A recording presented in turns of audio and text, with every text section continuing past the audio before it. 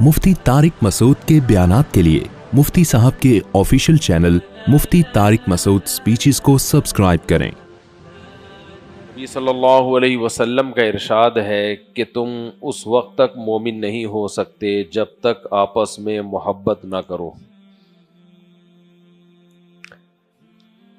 आपस में बुग़्ज़, कीना, नफ़रतें, ये चीज़ें इंसान को जन्नत से दूर कर देती है।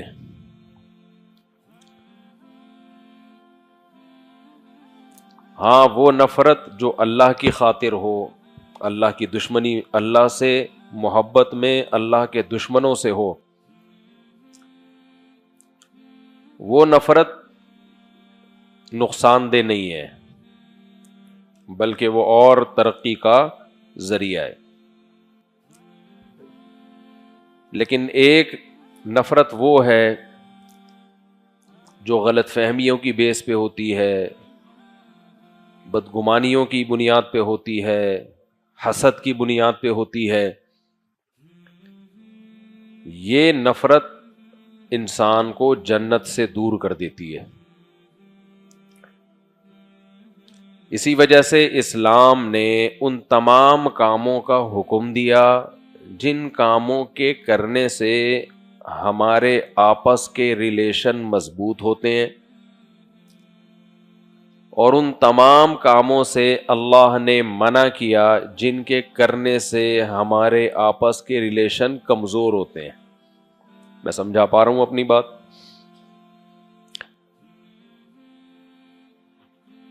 कुछ काम ऐसे हैं जिनको जब किया जाए तो आपस के रिलेशन क्या हो जाते हैं? मजबूत। और कुछ काम ऐसे हैं जिनको जब किया जाए तो आपस के जो मजबूत रिलेशन भी हैं वो भी टूट जाते हैं।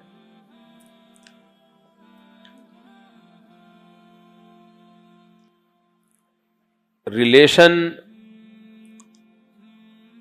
चाहे अल्लाह से हो, अल्लाह के रसूल से हो, या आम मोमिनीन से हो, या अपने रिश्तेदारों से हो, उन सब के टूटने की वजह भी एक ही है और जुड़ने की वजह भी एक ही है।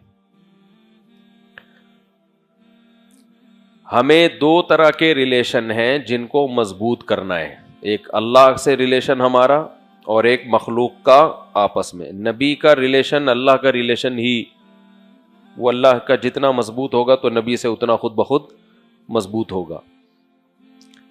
तो इसलिए दो चीज़ों को जिक्र किया जाता है, हुकूकुल्लाह और हुकूकुल इबाद।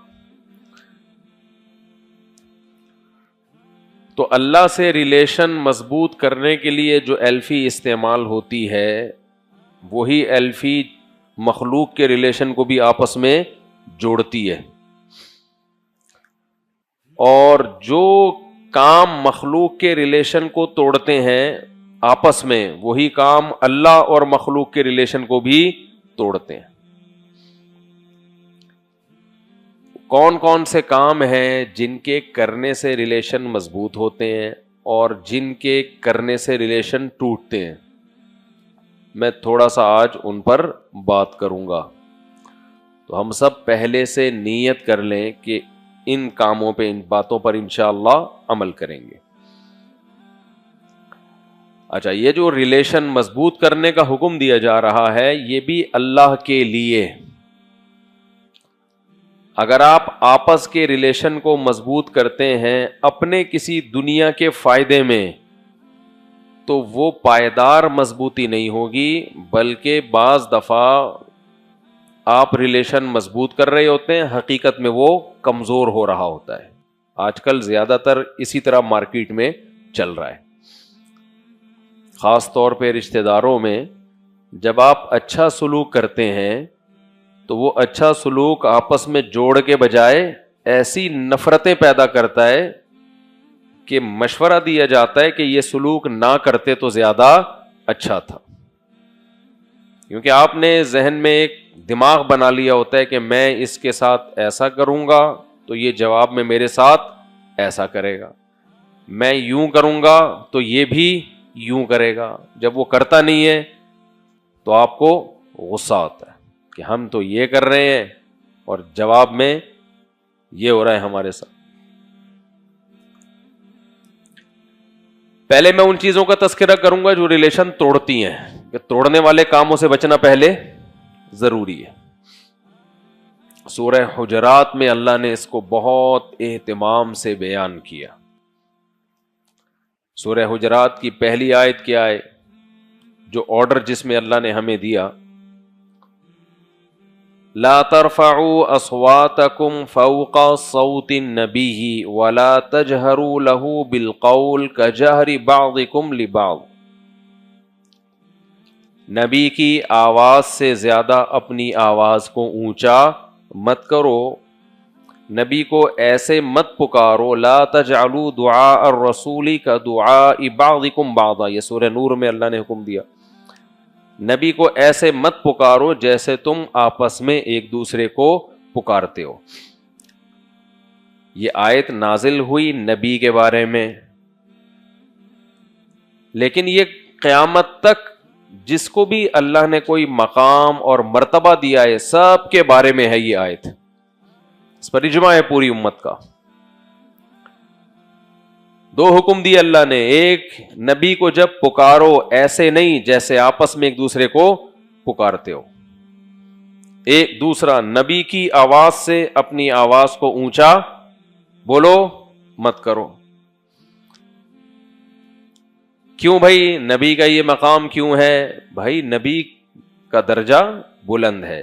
جب صحابہ نبی کی محفل میں بیٹھے تھے یا بیٹھتے تھے تو ان میں نبی صلی اللہ علیہ وسلم کی حیثیت استاذ کی تھی، معلم کی تھی، بڑے کی حیثیت تھی۔ مفسرین لکھتے ہیں کہ ہر استاذ، ہر بڑے، ہر بزرگ کے بارے میں ہے یہ آیت کہ چھوٹوں کو چاہیے کہ اپنے بڑوں سے آگے نکلنے کی کوشش نہ کریں۔ نفرتوں کی بہت بڑی وجہ یہ ہے کہ چھوٹا بڑے کا ادب کرنا چھوڑ دے، مارکیٹ میں بہت زیادہ ہو رہا ہے۔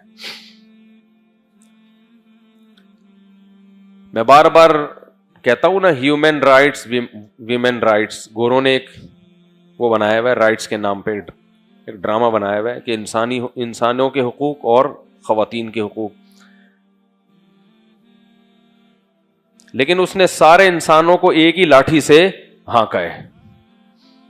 چھوٹے بڑے کی کوئی تمیز، ادب گورے کی ڈکشنری میں ان کے ہاں نہیں ہے، کوئی اس کی ڈیٹیل نہیں ہے۔ ہمیں قرآن میں تفصیل ملتی ہے، جیسے میں نے یہ آیت پڑھی، اس کے علاوہ بھی آیتیں ہیں